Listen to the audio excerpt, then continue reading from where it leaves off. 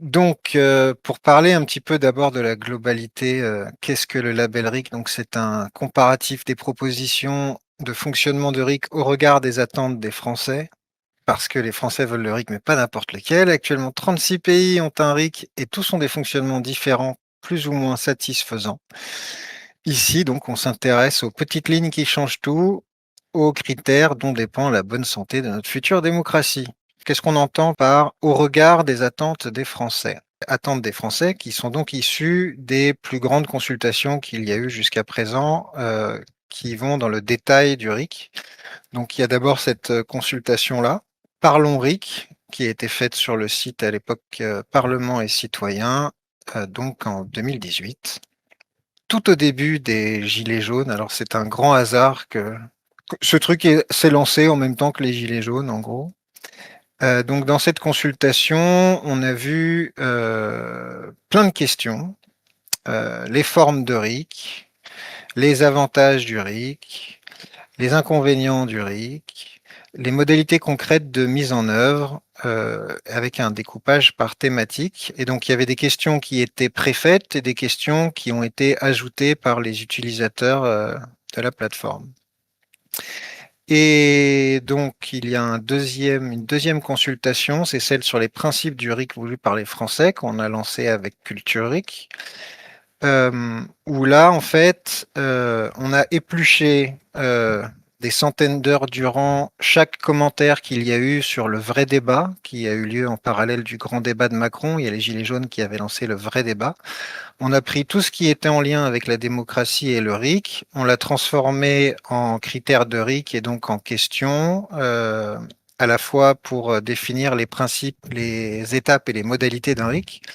Et donc la première grande consultation traitait sur les principes du RIC, donc ce qu'un RIC doit permettre, etc.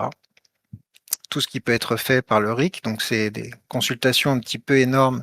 C'est intéressant, ça va un peu plus dans le détail dans le bilan que ce qu'on va voir au travers des critères du label. Donc je vous mets les deux liens. Voilà. Il y a beaucoup de trucs à voir, donc c'est pas forcément pour ce soir, mais bon voilà, comme ça, si vous voulez mettre les liens de côté. On a donc épluché dans cette consultation sur les principes tout ce qui sortait du vrai débat. Et parce que l'idée, c'était que tous les commentaires qu'il y avait eu, c'était une boîte à idées, le vrai débat. Donc on ne pouvait pas savoir à quel point les gens étaient satisfaits de ce qui avait été proposé. Il n'y avait pas eu de vote sur les propositions faites dans le vrai débat. Donc c'est pour ça qu'on l'a transformé en consultation. Et donc, pour revenir au thème de fonctionnement de RIC, comparaison au regard des attentes des Français, on a sélectionné dans ces deux consultations de Parlement citoyen et de Culture RIC tout ce qui dépassait 70% de satisfaction des votants. Et on en a fait donc les critères du label RIC. Les critères, on les a découpés comme on a découpé les consultations de Culture RIC, c'est-à-dire en principe, en étapes et en modalités. Donc, il y a une série de critères dans chaque catégorie et chaque catégorie apporte une étoile. C'est pour ça que le label RIC, là, il y a 3 étoiles. C'est qu'on obtient le label si on a 3 étoiles. Donc, une étoile par catégorie, principe, étape et modalité. Pour ce qui est des critères en eux-mêmes, à chaque fois, en fait, par rapport à l'importance du critère, on a établi un coefficient. C'est-à-dire que tous les critères ne rapportent pas le même nombre de points. Donc, il y a un système de notation assez simple. Oui, ça rapporte 1 point. Oui, mais, c'est-à-dire le critère, il est rempli, mais il n'est pas tout à fait rempli, ça rapporte 0,5 points.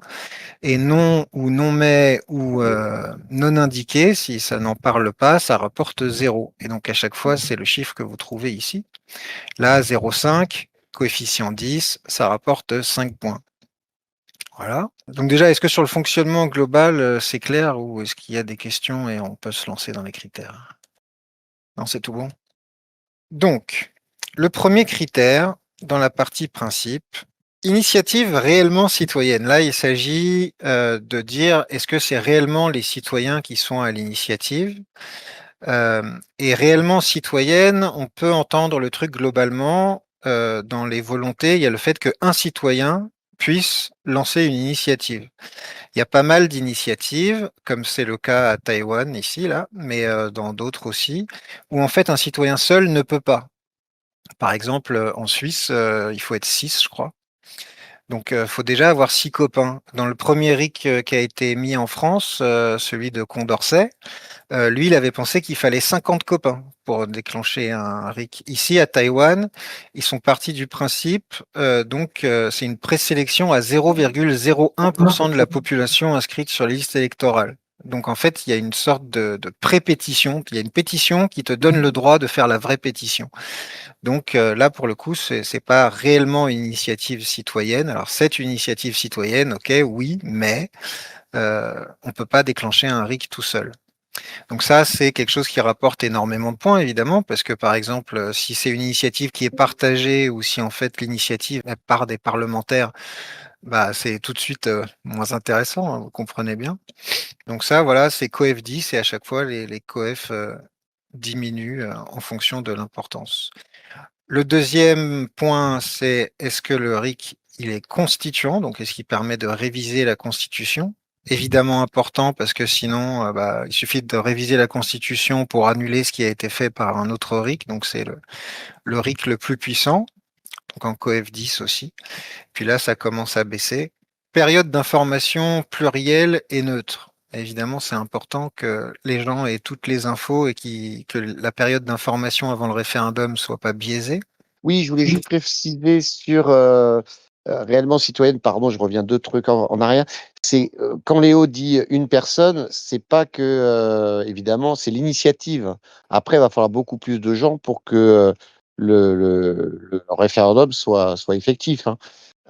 Et ça part du fait qu'effectivement, quelqu'un peut être seul dans son coin, je sais pas, perdu n'importe où, et qu'il a une formidable idée. Donc, ça nous couperait cette capacité à des gens qui sont un peu esselés, qui réfléchissent beaucoup, qui ont parfois des très bonnes idées, ça les couperait, ça les empêcherait de proposer quelque chose qui pourrait être formidable. Évidemment, quand on a quatre cinq copains ou quand on est dans une ville où on a du relationnel, ce critère pourrait paraître facultatif. Mais il est très important pour ce que je disais, donc la personne qui a une excellente idée, qui réfléchit beaucoup, mais qui est un peu asociale ou qui est un peu isolée. Voilà. Donc, pour synthétiser, c'est juste la proposition. L'initiative, c'est qu'une seule personne puisse faire la proposition. Il y a Ephéline qui a une question. Oui, merci. Je m'interrogeais sur jusqu'à quel niveau on appelle quelqu'un de citoyen. Je pensais par exemple à comment on les appelle? Un conseiller municipal. Est-ce qu'il est encore dans le cadre du citoyen ou il est déjà dans la tranche politico-politique? Ah ben, ils Ça y sont est. citoyens. Un citoyen, c'est quelqu'un qui dispose de ses droits politiques. Donc, le conseil municipal en tant que tel n'a pas de droit particulier. Par contre, pour faire partie du conseil municipal, pour être élu, il faut être citoyen. Donc, a priori, ils sont tous citoyens. Oui, non, mais parce qu'en fait, tout à l'heure, tu disais que si l'initiative partait d'un député, c'était pas la même chose qu'un citoyen. Donc, c'est ça qui m'a fait rebondir sur un conseiller municipal. Est-ce qu'il est encore dans la rubrique citoyen ou il est dans la rubrique pas parlementaire, mais il est déjà impliqué, il est élu, quoi. Bah, c'est pareil pour les parlementaires, hein. Les parlementaires sont des citoyens. D'accord, donc en fait, l'initiative réellement citoyenne peut venir d'un parlementaire aussi. Et elle est Oui, réellement mais citoyenne. pas en tant que parlementaire. Il dépose comme tout Oui, le monde. Il suit les mêmes règles que n'importe quel citoyen. pas sous l'étiquette parlementaire. Voilà, Léo faisait référence au référendum d'initiative partagée où il fallait un certain nombre de députés qui proposent un RIC et qui soient appuyés par un certain nombre d'électeurs, de citoyens, enfin d'inscrits sur les listes électorales, tel que c'est le cas actuellement pour le RIP en France. Il n'a jamais été déclenché, hein, pour mémoire. C'est une fois. D'ailleurs, sur les initiatives, la question de Ephéline, un professionnel de la politique, à titre personnel, à titre de citoyen, comme tout le monde, peut déclencher une initiative, mais parfois, des procédures peuvent empêcher le citoyen de déclencher une initiative et favorisent les initiatives associatives. C'est-à-dire que les groupes, les associations, les partis politiques qui ont suffisamment de force de frappe pour aller récolter des signatures et pour pouvoir passer les étapes, en fait. Et donc ça, c'est aussi un gros problème des RIC qui sont écrits par les personnes qui veulent le pouvoir ou par des groupes politiques, c'est que parfois ils mettent des seuils de signatures élevés, ce qui empêche le simple citoyen de pouvoir accéder à l'initiative et de proposer une loi, une abrogation, une révocation. Passer à la suite. Donc, le point d'après, sur tout sujet. Pour les trucs que vous voyez à l'écran, là, il y a des petites remarques sur certains critères qui s'affichent pas sur le site. En fait, c'est que pour nous. C'est pour être le plus neutre possible et savoir comment attribuer ou pas les points du critère. On se met des petites notes, juste, c'est plus un truc technique pour se rappeler de qu'est-ce qu'il faut vérifier pour voir si on attribue les points ou pas. C'est des trucs qu'on s'est rajoutés au fur et à mesure parce que parfois, voilà, les semaines s'écoulent et puis on sait plus exactement dans quelles conditions on attribue le point, dans quelles conditions on l'attribue pas. Donc, c'est pour être un peu rigoureux, quoi. Donc, le point d'après, sur tout sujet. Donc là, la question, c'est est-ce qu'il y a des choses qu'on ne peut pas aborder par le RIC? Souvent, les gens qui mettent en place des RIC, bizarrement ou pas bizarrement, ils excluent par exemple la matière fiscale. Ça arrive souvent qu'ils veulent pas qu'on puisse toucher aux impôts par RIC. Un exemple, mais voilà, il y a pas mal de RIC où ils disent on peut tout faire sauf, voilà, ils mettent des petites choses qu'on peut pas faire. Donc, est-ce qu'il peut porter sur tout sujet? Ensuite, les décisions sont-elles supérieures à celles de tout autre acteur politique? Donc là, l'idée, c'est est-ce qu'il peut y avoir une contradiction et puis ce serait, par exemple, les parlementaires ou l'exécutif qui pourraient avoir le dernier mot dans un combat politique où le RIC serait intervenu? Est-ce que il y a la possibilité de mettre un veto? Donc le veto, c'est un petit peu comme l'abrogatif, sauf que l'abrogatif, c'est on annule une loi qui est mise en place. Dans le veto, on annule une loi avant qu'elle soit mise en place. C'est ce qu'ils font par exemple en Suisse. C'est pas mal parce que ça évite de créer une sorte de flou juridique. Si par exemple il y a une loi qui est mise en place et qu'après elle est annulée, en fait, il y a des gens qui auront bénéficié de cette loi pendant un laps de temps, et puis les autres, ils en bénéficient pas. Et donc, il y a la question de la rétroactivité. Est-ce que la loi d'après s'applique quand même aux gens qui en ont bénéficié au moment où elle était en place? Enfin bon, c'est un petit peu un bazar quand on fait que de l'abrogation. Donc, le veto est quelque chose d'assez important. Maintenant, le révocatoire, ça, je crois que vous connaissez tous. Ici, il est élu et haut fonctionnaire, parce que souvent on parle de la révocation des élus, mais en fait il y a plein de personnes qui ne sont pas élues. Par exemple, les ministres, les préfets, etc. Ils sont désignés par des élus. Donc là, c'est pour dire que c'est toutes les personnes qui sont à des hautes fonctions. On pourrait penser notamment à quelqu'un qui nous pose des problèmes dernièrement, le président de l'Arcom ou le directeur de l'Arcom. Enfin bon, les hauts fonctionnaires pourraient être concernés par ce genre de choses. Donc est-ce que le révocatoire existe et potentiellement est-ce qu'il est large? Le convocatoire, donc là, c'est est-ce qu'il est possible que par RIC on convoque par exemple une assemblée constituante, un collège d'experts, au contraire un collège de personnes qui ne sont pas expertes, genre juste des tirés au sort pour travailler sur une question, etc. Est-ce qu'on peut convoquer une assemblée? Celui qui va avec, c'est le dissolutif, donc c'est est-ce qu'on peut dissoudre une assemblée? Le ratificatoire et le dénonciatoire, qu'on appelle en droit normalement le conventionnel, c'est tout ce qui parle des accords internationaux, des traités, des pactes, etc. Donc c'est est-ce qu'on peut signer un nouveau traité ou au contraire dénoncer, donc ça veut dire sortir d'un traité. Est-ce qu'il est possible que les décisions soient appliquées de manière certaine et avec un délai? Ça, c'est un truc qui peut être assez important aussi. Souvent, il n'y a pas les points ici, parce que les gens pensent au moment de la promulgation, Mais le fait que le résultat d'un RIC, par exemple une loi, soit promulguée, ça garantit pas qu'elle soit mise en application et ça garantit pas qu'il y ait un délai pour la mise en application. Donc voilà, c'est important de rajouter ça. Il y en a qui y pensent, mais bon, souvent les gens n'y pensent pas. Le vote autorisé à tous les Français majeurs. Donc là, c'est pour faire la différence avec les gens qui sont inscrits sur la liste électorale. Les Français souhaitent plutôt que toute personne qui est majeure puisse voter au RIC et qu'il ne soit pas nécessaire d'être inscrit sur la liste électorale. Donc ensuite le RIC législatif, donc c'est pour proposer une loi, et celui qui va avec, l'abrogatif, pour supprimer une loi. Période d'information médiatisée avec obligation de diffusion. Parce que s'il y a une période d'information mais que personne n'est au courant et qu'il faut fouiller pour avoir les informations avant le référendum, c'est pas bon. Et vu que les gens suivent les médias, généralement on considère que notamment les médias publics doivent avoir une obligation de diffusion, mais ça peut aussi s'étendre aux médias privés. Le mode de scrutin adapté, donc là c'est en France actuellement, un référendum c'est pour ou contre avec des réponses soit par oui, soit par non, la possibilité d'un vote blanc ou de s'abstenir, mais il y a plein d'autres manières de voter et il y a plein d'autres types de scrutins. Et donc voilà, les gens souhaitent qu'on sorte un petit peu de la question binaire du oui et du non. Décision modifiable uniquement par référendum.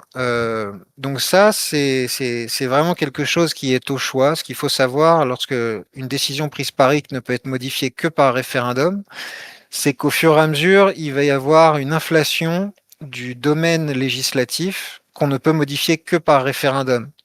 Et qu'au bout d'un certain temps, presque tout ne pourra être modifié que par référendum. Donc voilà, faut savoir ce qu'on veut. Est-ce qu'on souhaite que toutes les décisions qui ont été prises par référendum ne puissent être modifiées que par référendum?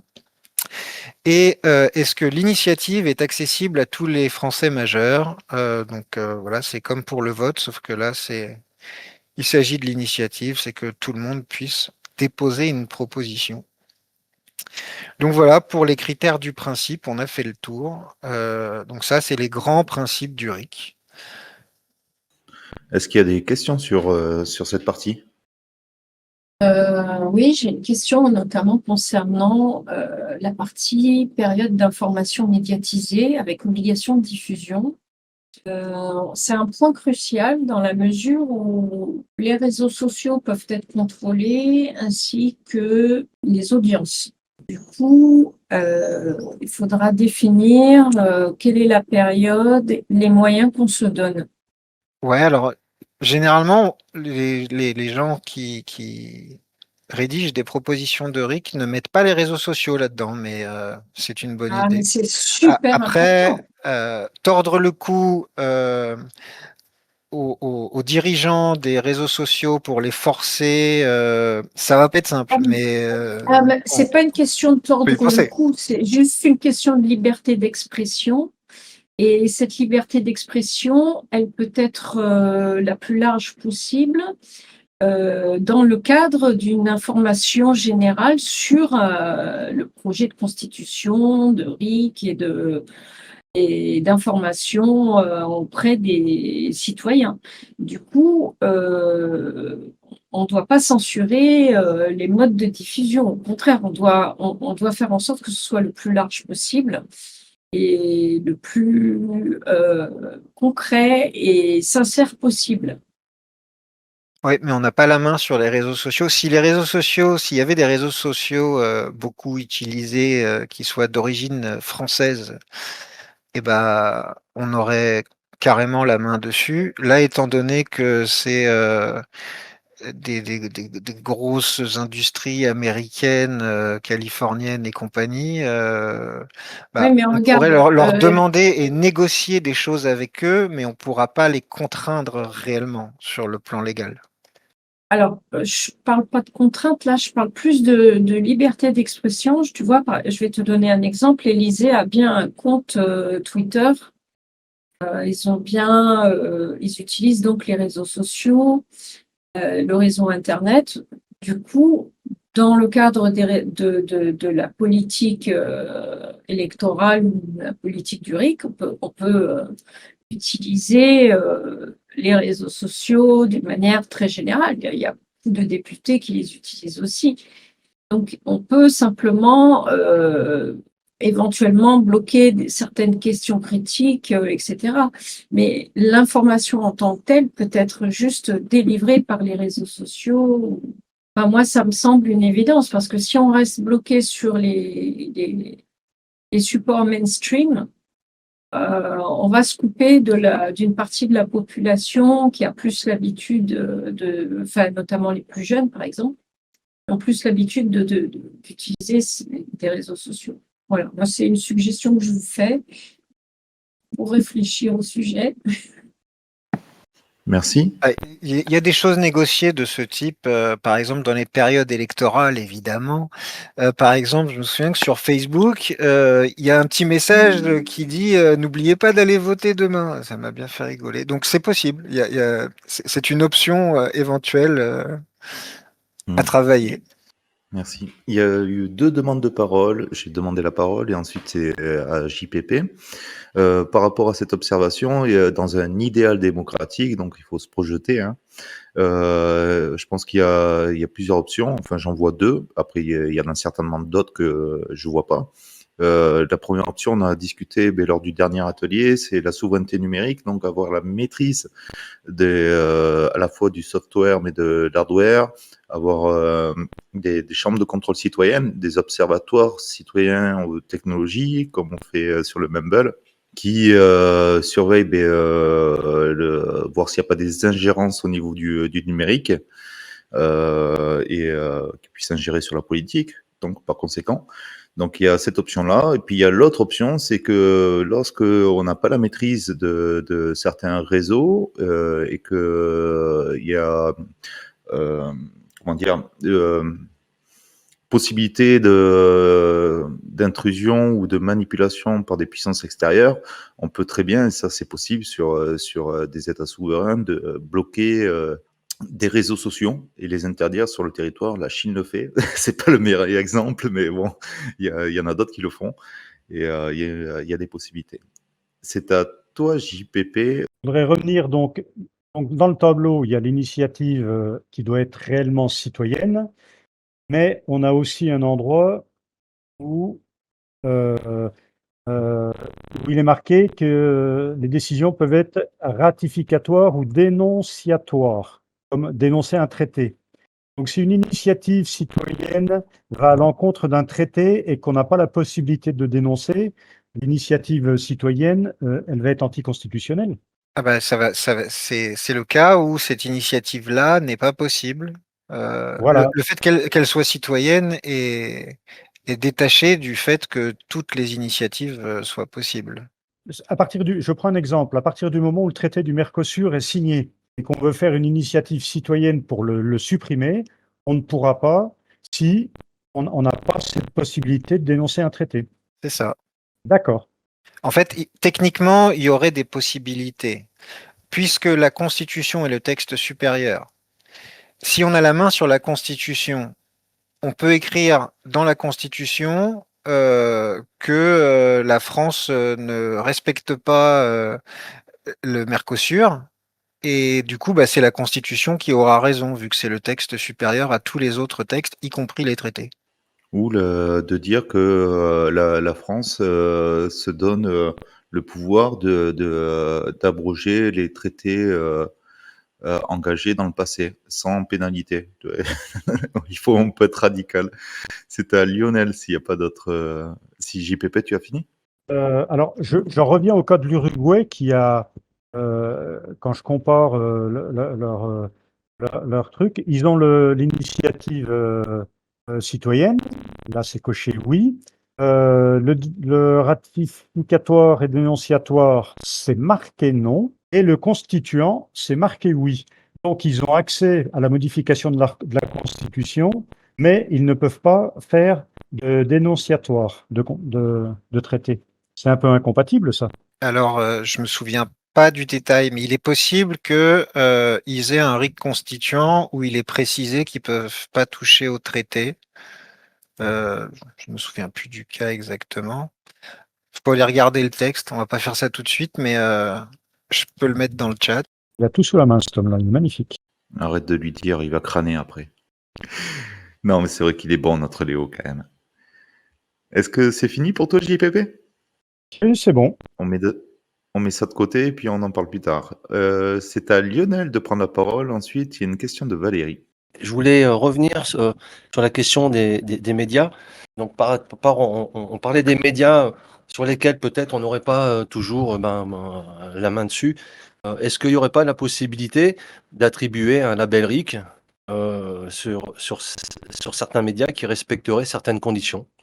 Voilà, c'était quelque chose que je proposais. Est-ce que, voilà, sur ceux qui font bien le boulot, qui sont reconnus pour être efficace dans ce sens-là, est-ce que un label RIC pourrait pas leur être attribué pour que le citoyen sache repérer de suite les médias peut-être les plus appropriés ou pas au RIC? Voilà. Alors, Il tout tente- à fait. On l'a fait dans la constitution de Mumble. Alors, je ne sais pas si on l'a gardé dans le RIC de Mumble, parce que le RIC de Mumble est une version en fait très atrophiée du travail qui a été fait sur Mumble constituant sur la démocratie en général.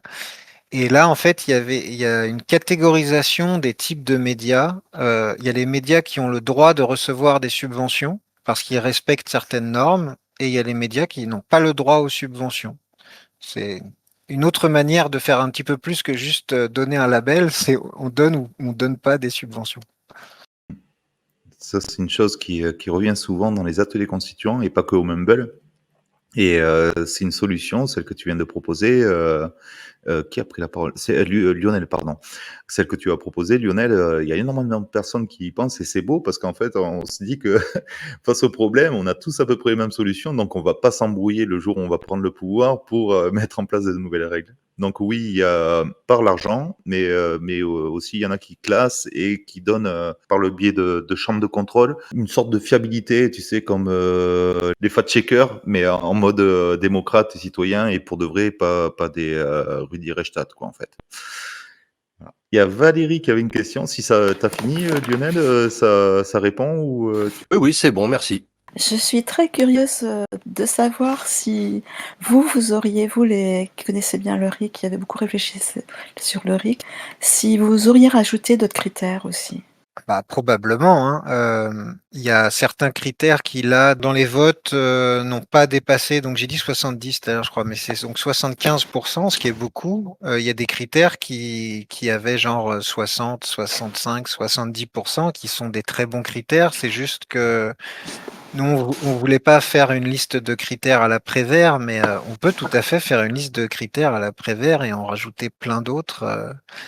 Il y a, voilà, là, c'est des choses qui sont consensuelles, on va dire. Il y en a d'autres parce que quand il y a 40% des personnes qui sont contre un critère, certes, ils sont minoritaires, mais ça fait quand même un paquet de monde.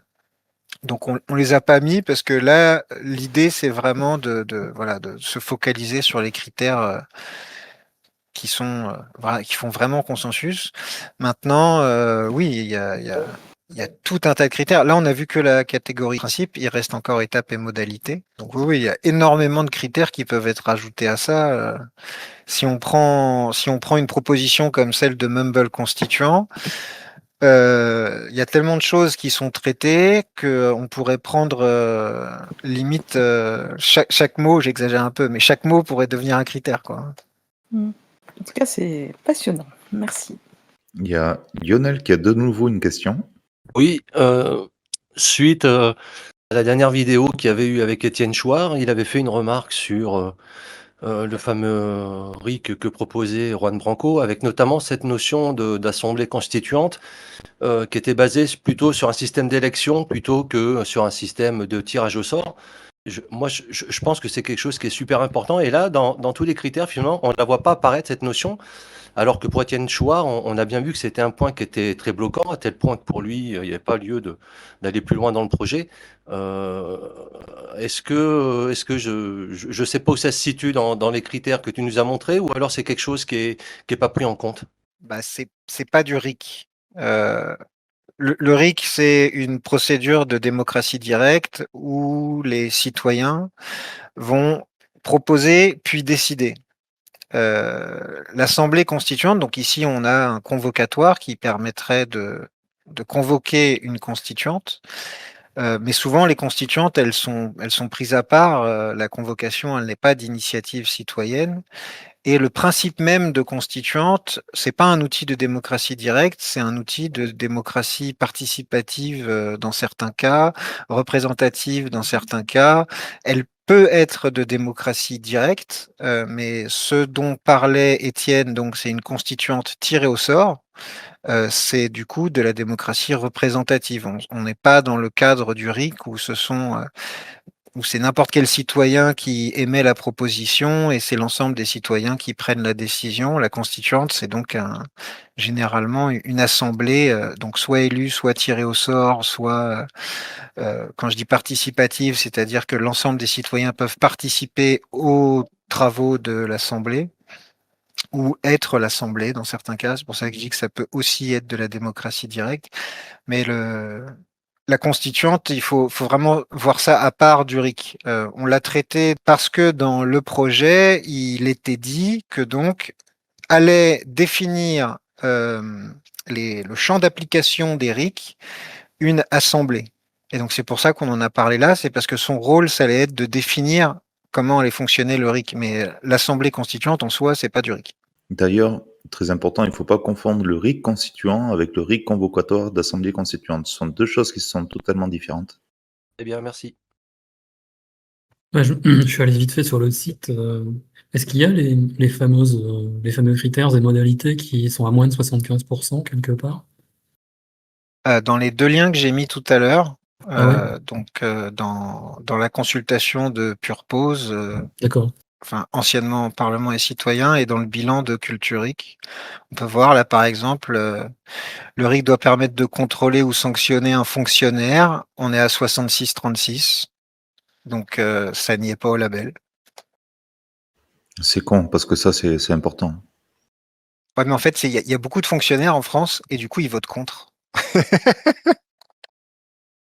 Par contre, ça fait consensus. Le RIC doit permettre de révoquer, renvoyer un élu 95,55%. Bordel. Donc, on passe aux étapes.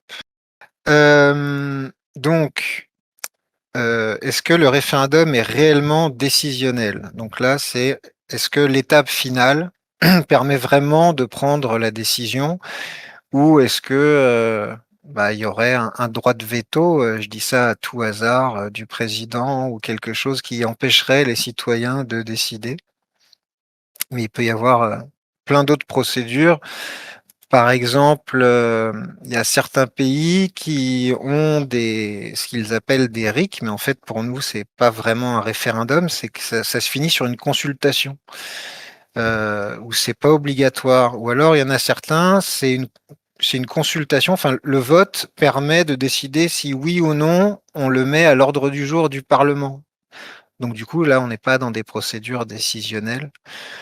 Donc évidemment, ça rapporte énormément de points. Là, on est sur 30 points. Donc, parce que si le référendum il n'est pas décisionnel, tout ce qui précède, bah voilà, ça peut aboutir sur rien du tout potentiellement. Donc ça rapporte énormément de points.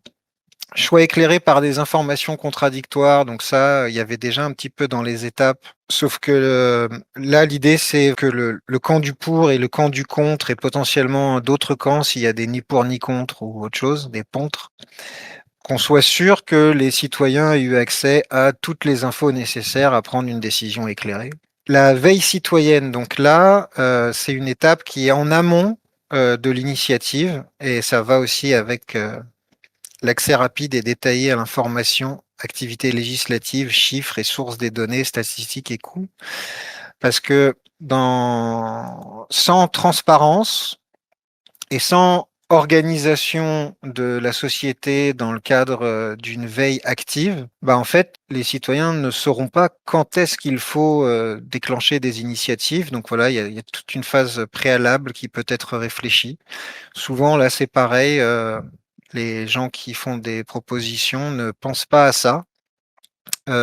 Alors que si on n'a pas accès aux chiffres, aux sources, les statistiques, si on ne sait pas, si on n'a pas les indicateurs pour dire si quelque chose fonctionne ou fonctionne pas, donc du coup, on ne sait pas s'il faut le réformer et on ne sait pas comment il faudrait le réformer. Donc voilà, c'est super important d'avoir toutes les informations nécessaires en amont pour pouvoir déclencher des initiatives pertinentes. Le contrôle des signatures, donc là, c'est est-ce qu'il est prévu que quelqu'un puisse, quelqu'un, donc un organe généralement, vérifier que les signatures soient de vraies signatures. Donc voilà, là pour le coup, c'est assez important parce qu'en Suisse, par exemple, on a vu qu'il y avait de la manipulation des signatures, évidemment, notamment parce qu'en Suisse, ils ont le droit d'acheter des signatures, hein. Ils payent en fait des entreprises pour faire de la récolte de signatures. Et on a vu qu'il y avait un peu de triche aussi dernièrement. Il y a même des machines qui ont été créées pour signer à la place des gens, des machines qui prennent un stylo et tout, et qui font comme si c'était vraiment la personne qui avait écrit et signé et tout. Enfin bon. Donc voilà, contrôle des signatures. Votation en urgence, parce qu'il peut arriver que la procédure soit longue. C'est le cas en Suisse. En Suisse, c'est quelque part entre 8 et 10 ans pour aller au bout d'une procédure d'initiative populaire pour modifier la Constitution, parce qu'il y a des possibilités pour les parlements de faire une contre-proposition, ce qui rallonge encore la procédure. Enfin bon. Et parfois, il y a des choses qui doivent être faites rapidement. Donc, est-ce que, en plus de la procédure normale, on prévoit des cas d'urgence pour pouvoir agir rapidement? Le fascicule, donc ça existe en Suisse, ça existe en Oregon. Donc, c'est plutôt que les gens doivent se renseigner, c'est envoyé à l'ensemble des gens une synthèse des arguments pour et des arguments contre. Donc, entre la Suisse et l'Oregon aux États-Unis, il y a une grande différence de qualité. En Suisse, c'est le gouvernement fédéral qui se charge de 90% de cette plaquette et donc elle est très orientée. En Oregon, ça s'appelle la Citizen Review et ils ont prévu que ce soit une assemblée tirée au sort qui rédige cette synthèse. Donc, bien meilleure modalité. Mais bon, là, l'idée, c'est juste de savoir est-ce qu'il existe une synthèse qui est donnée aux citoyens avant le vote ou pas. La présélection. Donc ça aussi, c'est quelque chose auquel les gens pensent rarement. Et donc ça dépend complètement des autres modalités. C'est un peu dépendant du système de déclenchement. Mais admettons, si on met un seuil de signature, si on part sur un déclenchement par pétition, si le seuil est très très bas, ça va être très facile de déclencher un RIC. Alors on se dit, super, c'est facile de déclencher un RIC. Oui, mais du coup, s'il n'y a pas, par exemple, de limite dans le nombre de RIC, on peut se retrouver avec une quantité absolument pharaonique de RIC à gérer. Donc, il peut être dans pas mal de procédures intéressant qu'il y ait une présélection pour que tout n'arrive pas forcément au stade de l'initiative. Donc, après, les méthodes de présélection, il y en a plein. Quasiment dans chaque proposition où il y en a une, elle est différente.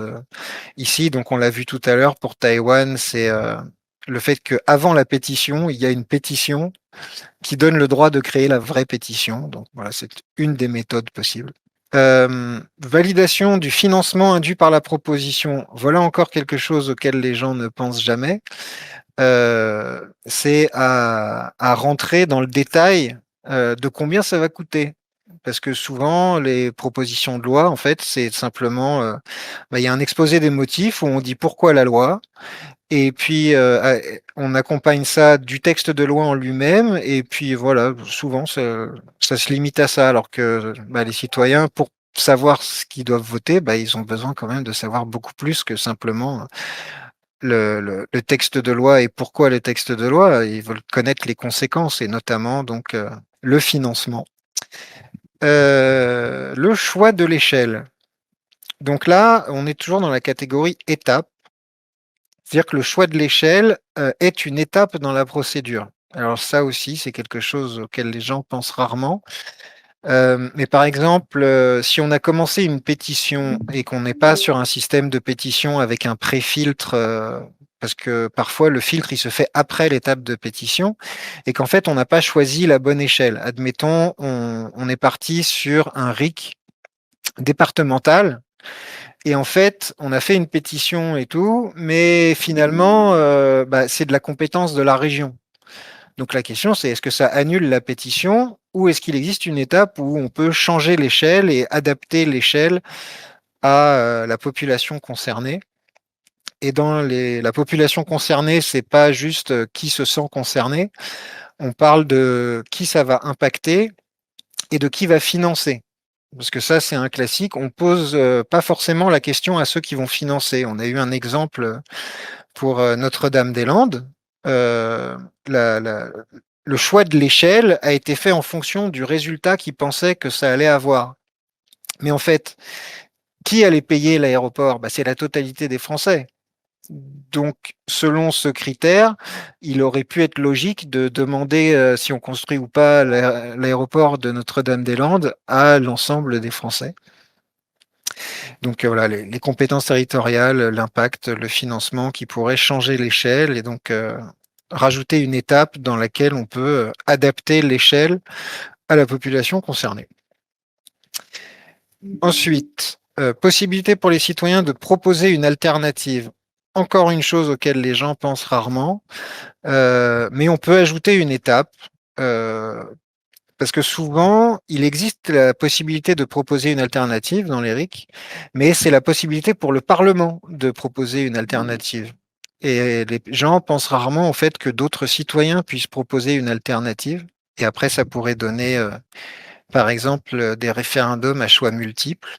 C'est peut-être ça l'idée qu'il y avait derrière dans le projet des ruches, là, où ça parlait de référendum à choix multiples. Ça peut être ce genre de choses.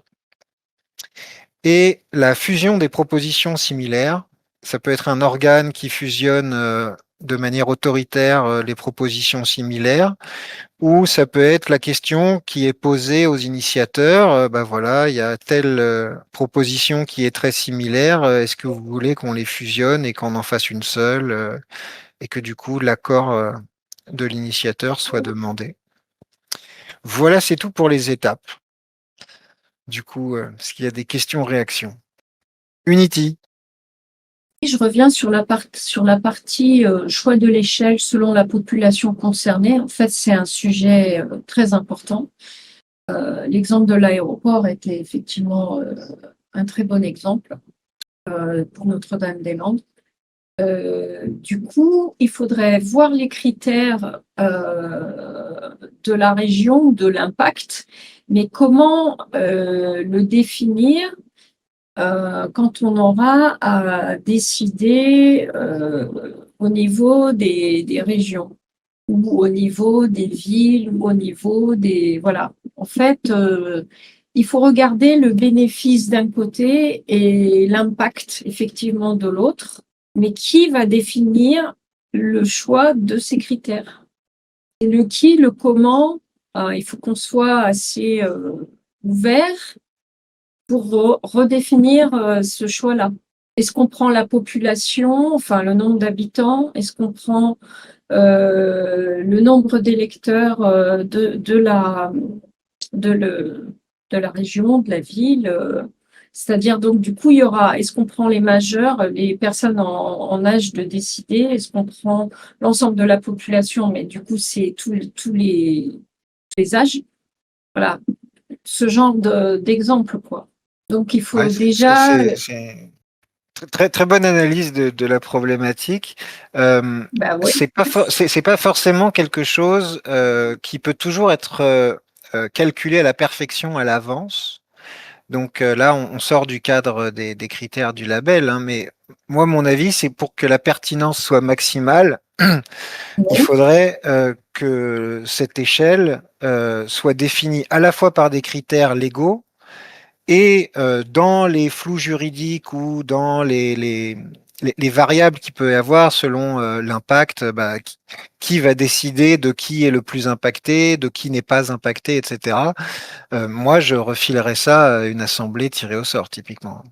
Parce que bien calculer le truc exactement à l'avance, alors après, il est possible de faire en mode itératif, c'est-à-dire qu'on met des critères, et puis si au fur et à mesure, on se rend compte que les critères, ils n'étaient pas très bien, du coup, on les modifie plus tard. Ça peut être une manière de faire, mais moi, typiquement, c'est tellement sensible que ouais, moi, je confierais ça à des tirés au sort. Ah bon, C'est pas c'est ce que un j'allais te dire. panel, on peut pas faire en fait un mélange panel, population, critères géographiques, de manière à ce qu'il y ait une représentativité suffisamment cohérente avec le sujet. On voit par exemple le sujet des hôpitaux, le sujet de l'éducation, de l'enseignement, ça va impacter des populations très jeunes jusqu'en âge de 25 ans, quoi, grosso modo. Alors que pour d'autres sujets, les hôpitaux, là, on a toute la population, du plus jeune au plus âgé. Donc, quand on parle d'échelle, si on prend uniquement ceux qui sont en majorité en âge de voter, par exemple, on supprime toute la partie des personnes qui pourraient décider de leur choix sur les hôpitaux et qui peuvent avoir, qui sont plus jeunes que 18 ans et plus. Voilà, c'est pour moi un panel important de voir mélanger certains critères de manière à ce que la représentativité, je ne parle pas du régional parce que ça peut avoir un impact bien sûr, mais à ce que l'impact soit suffisamment crédible aux yeux de la population. Voilà, c'est tout. C'est juste un critère de réflexion. C'est pas du tout. Mais ça permet de réfléchir à l'impact d'une manière beaucoup plus réaliste, en fait. Philippe avait une réaction. Ouais, ah oui, j'aurais dû mettre 2 points, tu as raison. Je dirais qu'il y a également, si tu veux, il n'y a pas que l'impact. Évidemment, l'impact direct comme à Notre-Dame-des-Landes, c'est assez important. Et, mais il y a également le financement. C'est-à-dire que quand tu parles d'éducation, qui va financer ça? C'est les impôts de tout le monde. Donc, ça va, voilà. Je pense qu'il faut pas non plus oublier qui finance, qui paye et qui doit donc également être consulté et participer à la décision. Donc, sur des grands sujets nationaux, je pense que c'est un peu toute la population. Sur des sujets beaucoup plus locaux, je crois pas que ça soit tellement la région qui finançait Notre-Dame-des-Landes, quoique peut-être, en partie en tout cas, puisque certainement l'État intervenait. Là, c'est plus complexe, effectivement, parce qu'effectivement, il faut voir les premiers impactés qui sont vraiment sur le lieu, et puis l'intérêt de la région, c'est plus complexe. Et puis, Voilà. il y a un cas particulier aussi dans le choix qui a été fait à Notre-Dame-des-Landes, c'est qu'ils ont demandé à la région ou au département, quelques départements, je ne sais plus exactement, mais ils ont demandé en fait à ceux qui allaient bénéficier de l'aéroport s'ils étaient d'accord ou pas. Mais il n'y a pas eu de différence faite avec ceux qui vont se taper l'aéroport au bout du jardin. Alors que ça peut être intéressant aussi de prendre en compte la localisation de l'aéroport par rapport aux nuisances des riverains et tout ça. Mais on est sur des cas, je disais, ouais, tellement sensibles euh, qu'en fait, pour que la proposition soit bonne, il faudrait surtout que soient invitées les populations les plus impactées à travailler en amont de l'initiative sur la construction de la proposition pour que la proposition prenne au maximum leur avis en compte, quoi. Il y avait une autre prise de parole, Ludo. Oui, il me semblait, tu me diras si c'est pas ça, que dans le RIC Mumble, on y avait intégré donc la recherche d'impact financier et tous azimuts, quels que soient les sujets, pour évaluer justement la territorialité. Et dans la mesure où le RIC, eh bien, il est rendu, enfin, dans les différentes étapes, les débats contradictoires sont bien présents et rendus publics. Donc même des personnes qui n'ont pas que des intérêts en direct devraient pouvoir globalement faire les bons choix, je pense. En supposant que tous les arguments sont mis sur la table, c'est toujours le truc. Est-ce qu'on continue, on garde ça sous le coude pour les prochains ateliers? Oui, je pense que c'est super important. Il faut absolument qu'on trouve des moyens de fédérer ces sujets très importants, mais ça peut être le cas aussi pour les hôpitaux, pas de la Ouais, même mais c'est façon. un Parce travail, que c'est un c'est pas un travail de travail plus fond. sur un sujet. C'est pas un travail plus sur un sujet bien précis, mais sur une procédure qui va nous permettre de régler Oui, ces problèmes. Et oui. donc, c'est à réfléchir, à mettre ça peut-être sur un petit papier de côté, puis pour les prochains Voilà, par ateliers, on exemple, reviendra dessus. Alors, on passe aux modalités. Et le premier point, qui rapporte plein de points aussi, coef 20, les modalités modifiables uniquement par référendum. Donc, on sait que les modalités, c'est super important, comment fonctionne le RIC. Et si les élus ou l'exécutif, ils peuvent modifier les modalités, du coup, ils pourraient du jour au lendemain le rendre non fonctionnel. Donc évidemment, chose très importante, protéger les modalités. Ça peut être fait par une simple phrase en disant que cet article ne peut être modifié que par référendum. C'est tout bête, mais souvent les gens le mettent pas et donc du coup ça fait que potentiellement le RIC pourra être détruit par les élus, donc bien faire gaffe à ça. Les temps de parole égaux dans les médias, radio, presse, TV, donc là, on en a déjà parlé un petit peu, hein, c'est toujours la même chose, sauf que là, on est dans une modalité, c'est-à-dire faire l'équivalent, mais en mieux, de ce que peut faire l'ARCOM dans le cadre électoral, par exemple. Déclenchement raisonnable, seuil ou méthode. Donc, il y a beaucoup d'initiatives, de processus d'initiatives qui sont pas très bien calculés. On a fait notamment Taïwan il y a pas longtemps là. Taïwan, ils ont été obligés de changer la méthode de déclenchement parce que les seuils qu'ils avaient mis en place ne fonctionnaient pas du tout. Il y a tout simplement pas eu de RIC pendant je sais pas combien d'années. Donc du coup, la question de est-ce que le seuil il est vraiment fonctionnel ou pas? Alors ça c'est très difficile à définir. Ça dépend de la politisation de la population, ça dépend de la taille de la population, ça dépend de la méthode qui a été choisie. Donc pas évident. C'est l'un des critères, on va dire les moins objectifs dans la liste.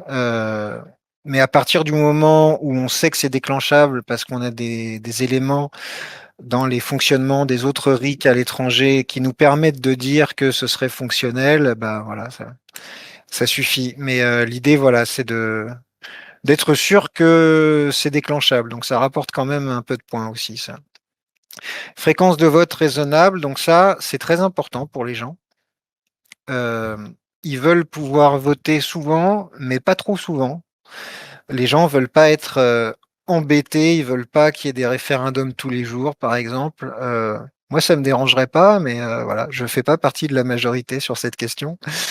Les gens veulent, par exemple, que ce soit trimestriel ou semestriel. Et ce qui ne veut pas dire qu'il y a un seul référendum à chaque fois, ça peut être des sessions référendaires avec plusieurs questions. Mais voilà, ils veulent que ce soit 2, 3 fois par an, mais voilà, que ce soit pas toutes les semaines qu'il faille aller voter, quoi. La procédure pour la mise en application relance si la mise en œuvre tarde ou dénature l'intention. Là, pareil, c'est quelque chose auquel les gens pensent assez rarement. C'est un contrôle supplémentaire. On a parlé tout à l'heure du délai de mise en application, mais il y a aussi qu'est-ce qui se passe si ça n'a pas été fait dans les délais. Donc, point très important là aussi. Vas-y, Ephéline. Oui, je voulais revenir sur la fréquence de vote raisonnable. C'était quoi les critères de vote? Puisque c'est vrai que si on considère les votes tels qu'on les connaît aujourd'hui, où c'est le dimanche, uniquement le dimanche, et il faut se déplacer dans un endroit particulier, c'est très différent d'un système où ça pourrait se faire en un clic depuis son téléphone, par exemple. Alors Ou là, oui, le matin, on se lève avec le café, on vote. Enfin, alors là, on le prend pas en compte hein, dans ce critère, c'est chaque proposition qui définit si il y a du vote numérique ou pas, etc. Mais il faut pas partir du principe que ce qui embête les gens, c'est d'aller au bureau de vote. Pour pouvoir voter, il faut s'informer d'abord. Et donc, c'est des heures et des heures à s'informer avant chaque référendum.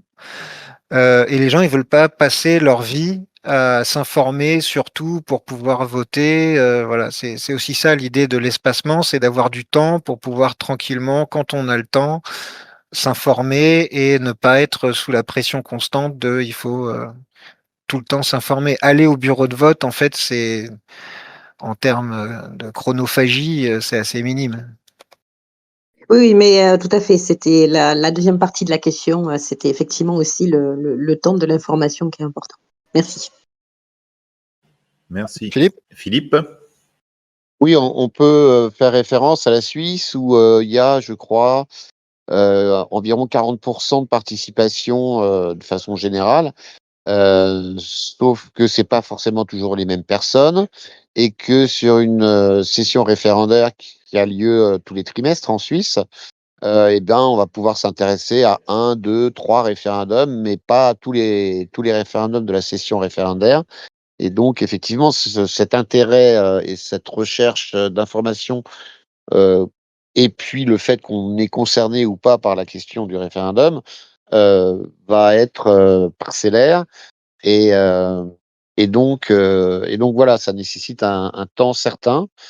Et voilà, se rappeler également que les quorums qui sont à 50%, bah, s'ils étaient à 50%, eh ben, il n'y aurait pas de RIC en Suisse. Donc voilà, c'est pour ça qu'également, les quorums, au-delà de 25%, ça commence à être compliqué, hein.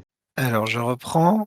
On était à seuil et expérimentation de méthodes alternatives. Donc, ça, c'est une votation où les gens ont dit que la méthode du seuil, donc le déclenchement par pétition, avec un seuil à atteindre, c'est ce qu'il y a de plus pratiqué à travers le monde. C'est la méthode de base. Mais cette méthode peut avoir quelques défauts. Donc l'idée, c'était que ce ne soit pas forcément la seule méthode et que, par exemple, bah, il y a deux autres méthodes qui sont assez connues, même si elles ont été que peu pratiquées et pas dans des cadres légaux. Notamment, donc il y a ce qu'on appelle les cercles croissants. C'est qu'une personne, au lieu de récolter, je sais pas moi, 1 million de signatures, elle va simplement demander aux gens de son quartier ce qu'ils en pensent. On parle d'un minimum, par exemple, de 1000 personnes et obtenir donc sur ces 1000 personnes le pourcentage de personnes qui souhaitent qu'il y ait un référendum sur sa question. À partir de là, il pourrait donc être du devoir de la municipalité d'interroger l'ensemble de la municipalité pour savoir si la municipalité, dans son ensemble, trouve que c'est important. Puis ça pourrait passer à l'échelle départementale. Le département financerait la consultation du département, ou ça pourrait être régional. On pourrait sauter l'une des deux étapes parce que le millefeuille, il est quand même un peu abusif en France. Avant d'arriver au référendum final, quoi. Donc les diamètres croissants, c'est une zone, on interroge une zone, puis une zone plus grande, puis une zone plus grande. Troisième méthode qu'on a pas mal testée, nous, dans nos 10 RIC sauvages, c'est l'échantillon tiré au sort. Donc on prend la liste, bah, nous, la seule liste à laquelle on a accès, c'est la liste électorale. On tire au sort des gens et on teste parmi ces gens. Il y a une autre possibilité qui est de prendre un échantillon représentatif, mais pas en tirant au sort des gens sur une liste, juste en sélectionnant un bureau de vote. Ce qui fonctionnellement est beaucoup plus simple parce que les gens qui sont inscrits au bureau de vote, généralement, ils habitent les uns à côté des autres. Et donc pour nous, faire du porte-à-porte dans ce cadre-là, bah, c'est beaucoup plus facile que d'aller faire des kilomètres pour aller voir un tiré au sort, quoi. Donc voilà, les méthodes alternatives en plus du seuil. les mécanismes pour éviter la manipulation des signatures. Donc tout à l'heure, il y avait un point qui était sur existe-t-il un organe qui vérifie les signatures. Maintenant, le mécanisme, c'est l'idée d'aller un petit peu plus loin et de voir quels sont les critères. Il y en a un qui est assez connu, qui peut être utilisé dans certains pays. C'est de vérifier, par exemple, on tire au sort des gens et on vérifie s'ils ont vraiment signé. Parce que s'il y a un certain nombre de personnes qui disent bah non, bah c'est pas vrai, j'ai pas signé cette pétition-là, bah d'un seul coup on peut avoir des doutes sur la véracité des signatures et donc du coup voilà ça peut mettre un mécanisme de contrôle. Ça peut permettre d'être certain qu'il n'y a pas eu de triche. À toutes les échelles, donc c'est commune, intercommune, intercommunalité, département, région, État. Donc, un petit peu dans l'idée de est-ce qu'on peut faire du RIC à tous les étages, quoi. Ça aussi, c'est quelque chose que les gens qui travaillent sur le RIC mettent pas toujours en place. Il y a une sorte de focalisation sur le RIC à échelle nationale, mais les RIC locaux sont importants aussi. Donc, c'est est-ce qu'il est possible à tous les étages administratifs. Consultation contradictoire en ligne type forum. Donc là, on rentre sur un truc un peu moderne, mais l'idée que voilà que le débat public soit pas simplement le public qui assiste à des débats, mais que le public puisse débattre. Donc on peut organiser des débats où il y a un micro qui tourne dans la salle, etc. Mais il y a une grosse volonté sur le fait que voilà, il y ait une plateforme sur laquelle on puisse discuter. Mise à disposition d'une plateforme pour les RIC. Donc là, ça peut être une plateforme qui sert à mettre les initiatives. Mais il y en a aussi beaucoup qui voudraient tout simplement une plateforme pour pouvoir voter, que tout se passe en fait sur une même plateforme, la création des initiatives, le dépôt des initiatives, la récolte des soutiens à l'initiative, la période d'information et de débat, et jusqu'au vote. Donc il y a beaucoup de volonté pour qu'il existe une plateforme de ce type. Différents modes de scrutin possibles, intervalle, valeur, jugement majoritaire. Donc voilà, on en revient, c'est un petit peu comme tout à l'heure, sortir du simple oui et non. Donc il y a des possibilités qui sont tendance en ce moment en France, notamment le jugement majoritaire. Donc c'est au lieu de dire oui ou non à une proposition, on a une ou plusieurs propositions et on les évalue avec un critère allant de très bien à passable, allant jusqu'à à rejeter. Donc voilà, des modes de scrutin un petit peu plus fins et qui permettent de bien mieux savoir ce que pensent les gens.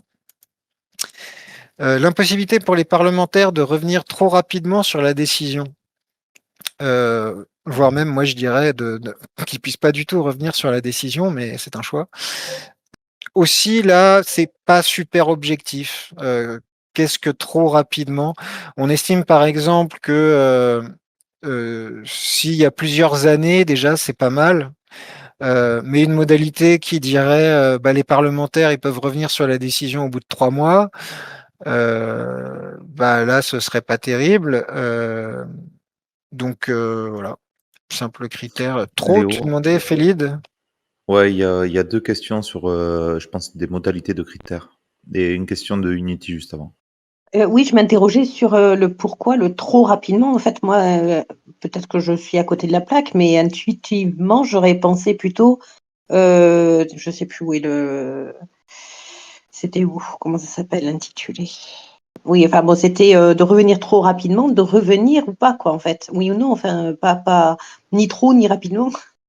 En tout cas, s'ils peuvent pas revenir du tout, ce qui serait potentiellement mon choix, du coup, il y aura les points là, parce que ce sera pas trop rapidement, ce sera même pas du tout.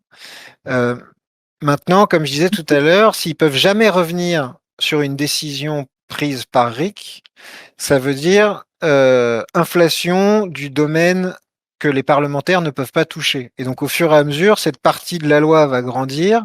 Et au final, il faudra faire des référendums à chaque fois qu'on veut changer quelque chose. Donc, c'est un choix. Moi, ce choix, il me va, mais il y a plein de gens à qui il va pas. Ouais, je comprends. Par contre, la question, c'est, ça veut dire quoi trop rapidement? C'est 1 jour, c'est 3 mois, c'est 2 ans? Ça reste très Ouais, flou en fait. c'est ce que je disais, là, c'est pas extrêmement objectif. Je pense qu'il y avait des exemples dans la question, en l'occurrence. Je sais pas pourquoi il veut pas me l'ouvrir. Mais c'est à définir, quoi. C'est-à-dire, bah, effectivement, un jour, ce serait trop rapidement. Même quelques mois, ce serait trop rapidement, parce qu'il faut voir aussi que pour vraiment évaluer l'efficacité, par exemple, d'une loi, bah, il faut le temps qu'elle soit mise en place, appliquée, qu'on ait un retour d'expérience, et donc ça prend des mois. Donc s'ils reviennent dessus, même 6 mois après, pour moi, ce serait un peu rapide. Après, à chacun de définir dans sa proposition ce que eux estiment être trop rapide ou pas. Mais voilà, c'est la question, c'est si c'est inférieur à 6 mois, ça peut paraître trop rapide parce qu'on n'aura même pas eu le temps de voir de si la loi elle est bien ou pas. Et l'autre question, c'était quoi? Vote par correspondance et quid des vérifications? C'est une horreur les votes par correspondance. Ouais, tu veux expliciter ta question, Unity? Les vérifications, moi je ne sais pas si vous êtes au courant, mais les votes par correspondance concernent souvent les personnes âgées ou en EHPAD ou qui ont des difficultés à se déplacer. Et je ne sais pas si vous le savez, mais sur Paris, c'est connu que dans les listes électorales, la pratique, c'est de faire voter même les morts. Donc voilà, je parle de vérification parce que il y a des pratiques anciennes qui, qui sont frauduleuses. Du coup, voilà, tout dépend de l'échelle, évidemment. Ouais. Et pour ce qui est du vote par correspondance, c'est malheureusement dans les pays où il est pratiqué le choix majoritaire. Je crois qu'on est autour de 80, 70, quelque part entre 70 et 90% des gens en Suisse qui votent par correspondance, alors même qu'on sait que c'est dans le vote par correspondance qu'il y a de la magouille, mais les gens adorent voter par correspondance. C'est très bizarre. C'est peut-être pour ça. En plus, en Suisse, on a un cas très bizarre, c'est que le matériel électoral qui est envoyé permet, si on arrive à le récupérer, et il y a évidemment des entreprises qui sont payées pour aller les récupérer dans les poubelles, et ben on peut voter à la place de la personne avec ce qu'on a trouvé dans la poubelle, ce qui est quand même assez incroyable. Donc c'est bon pour les questions. On était à unité de matière, et puis on a presque fini. L'unité de matière, donc ça c'est quelque chose qui est assez important, pratiqué en Suisse. C'est l'idée qu'on ne peut pas mélanger les sujets dans une initiative. Et donc du coup, bah, ça évite que, comme ça peut être le cas dans les initiatives parlementaires en Suisse, les gens se retrouvent à voter dans une question qui contient en fait deux questions. Ils sont pour l'une, ils sont pour l'autre, et ils sont contre l'une pour l'autre. Et donc, du coup, bah, s'il y en a une qui est super importante, ça pourrait faire accepter quelque chose dont en fait ils ne veulent pas et tout. Voilà. Donc, c'est un critère assez basique. Une initiative, un seul sujet. On ne mélange pas les sujets dans une initiative. Ce qui pose par ailleurs la question de qui définit s'il y a un seul sujet ou si c'est un sujet et demi ou si c'est deux sujets. Et là aussi, c'est une problématique qu'il faut définir dans ces critères, dans ces modalités.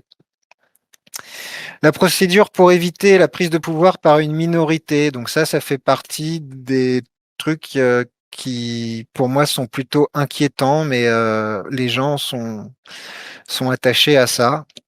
Donc c'est typiquement le quorum, qu'il y ait un minimum de votants pour que la décision soit considérée comme légitime et donc que la décision soit validée. Et donc, comme disait Philippe tout à l'heure, il faut faire vachement gaffe au quorum. Ça a plein de défauts, les quorums. Notamment que ça permet d'ajouter, en gros, les abstentions s'ajoutent automatiquement au vote contre. Et donc, du coup, bah, dès qu'il y a un quorum qui est trop élevé, c'est très difficile de faire passer la chose. Et ceux qui sont contre vont avoir tendance à ne pas faire de publicité, à faire en sorte qu'on en parle le moins possible pour qu'il y ait le moins de personnes possible qui aillent voter et pour pouvoir invalider. En Italie, par exemple, ils ont un quorum à 50%. Ce qui fait que les gens qui veulent que ça passe pas, tout simplement, ils font en sorte qu'il y ait le moins de publicité possible. Évidemment, les médias peuvent en faire partie. Donc, les médias vont parler le moins possible d'un référendum, de sorte à ce qu'il y ait le moins de gens possible qui se pointent le jour du référendum. Et donc, il y a des situations où 80% des gens qui ont voté, ils ont voté pour. Mais vu qu'il y a que 49% des gens qui ont voté, et du coup, ça passe pas. Voilà. Donc, les quorums, faut quand même y faire un peu attention. Vas-y, JPP. Et puis, il faut rajouter aussi une chose, c'est que les gens qui sont contre une proposition, ils vont pas voter tout simplement. Comme ça, ça permet de rester en dessous du quorum. Ouais.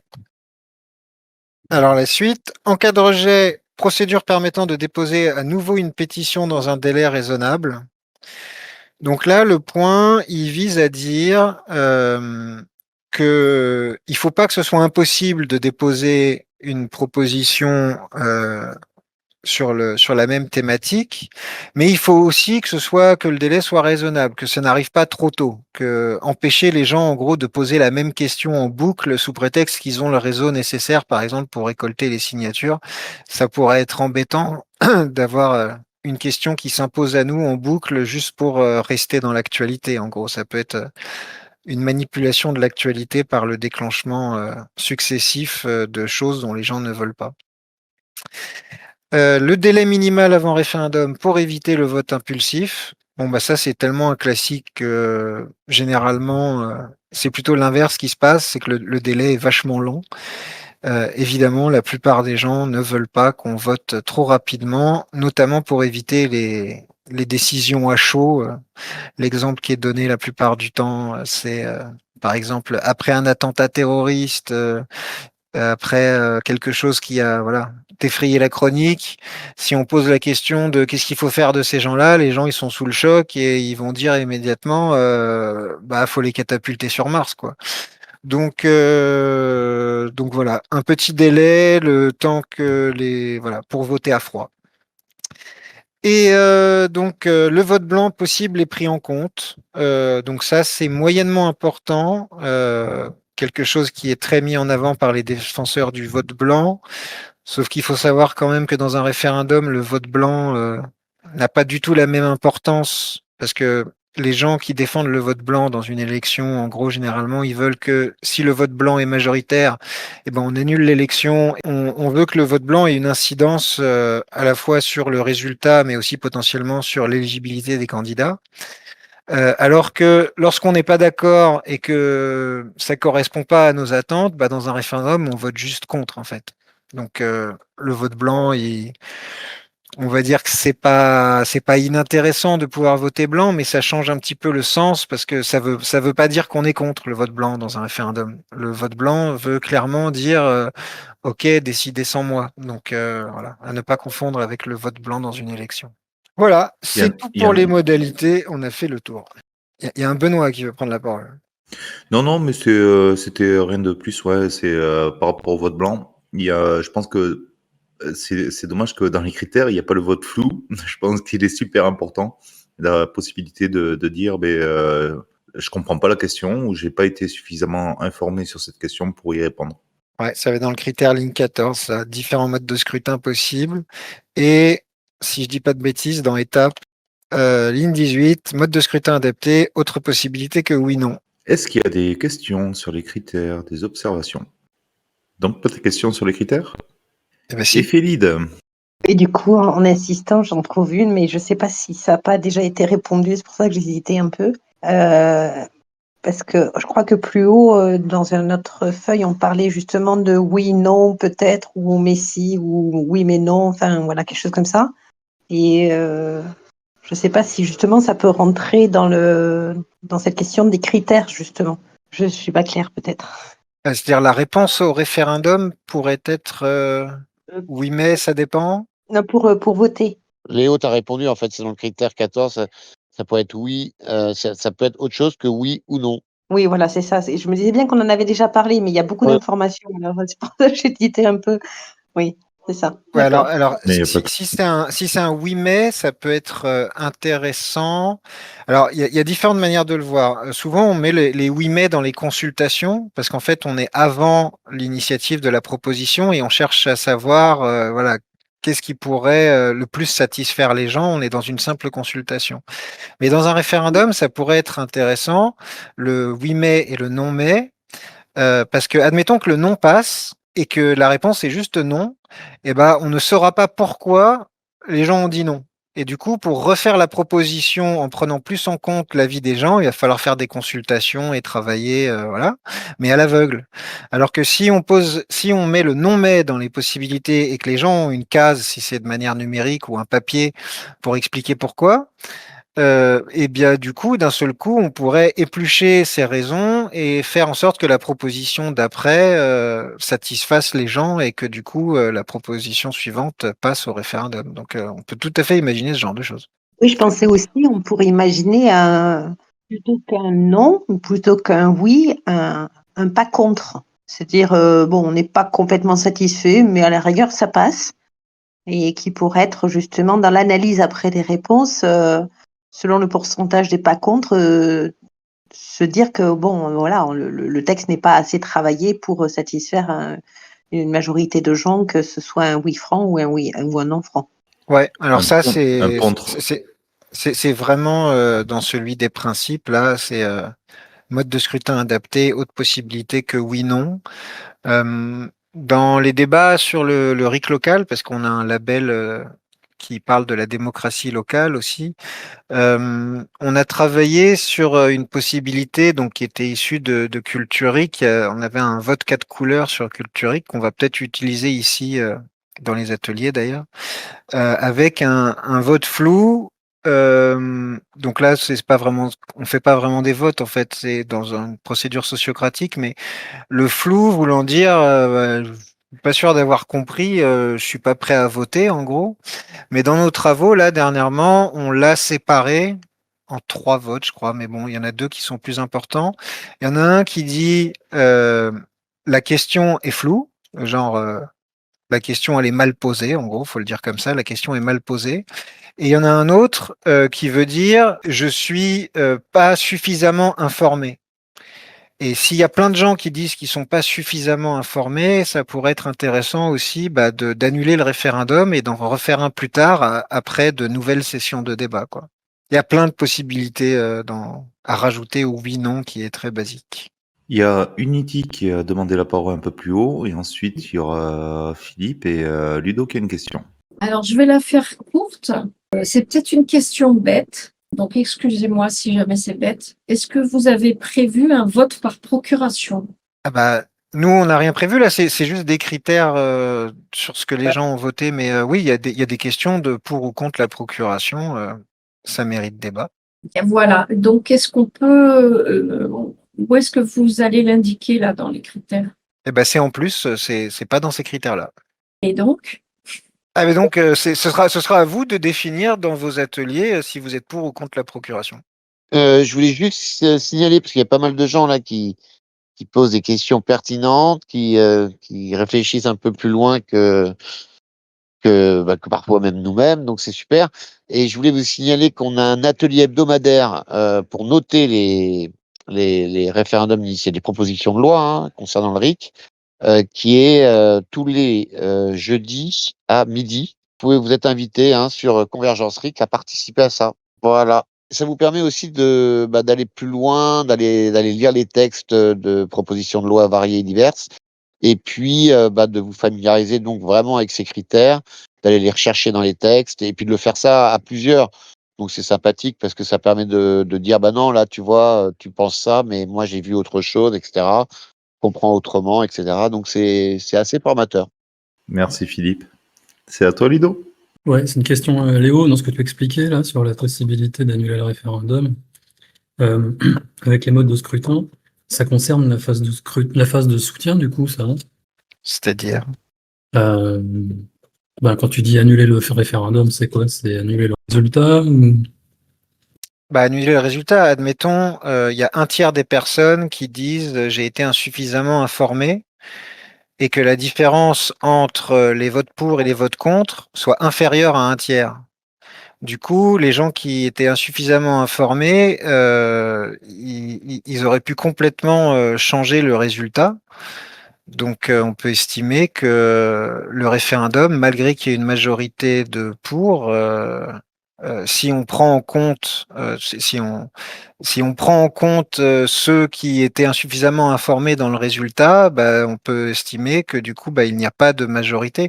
C'est la question de, un petit peu comme la prise en compte des votes blancs ou pas, quoi. C'est, Ouais, ouais. est-ce qu'on les compte dans le calcul ou est-ce qu'on les éjecte?